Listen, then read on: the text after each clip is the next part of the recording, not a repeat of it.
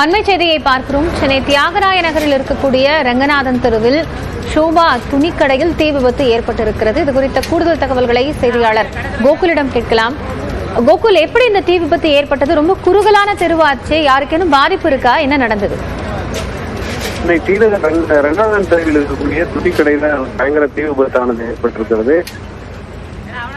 என்ற இந்த துணிக்கடையில 2வது மாடியில இந்த தீ விபத்து சம்பவமானது ஏற்பட்டிருக்கிறது.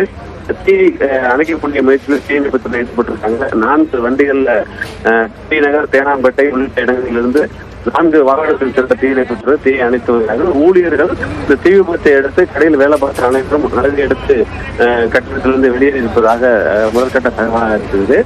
ரங்கநாதன் தெரு என்பது ஒரு குறுகலான தெரு, மக்கள் அதிகம் நடமாட்டம் இருக்கக்கூடிய தெரு. அந்த தெருவில் தற்பொழுது தீ விபத்து ஏற்பட்டிருக்கிறது. மற்ற கடைகளுக்கும் இந்த தீ பரவாமல் இருப்பதற்காக முதற்கட்டமாக தீயை கட்டுக்குள் கொண்டு வரக்கூடிய முயற்சியில தீயணைப்புத்துறை ஈடுபட்டிருக்காங்க.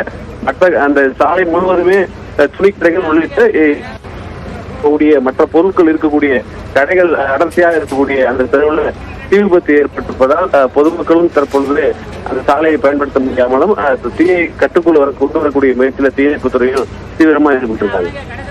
நன்றி கோகுல், விவரங்களுக்காக.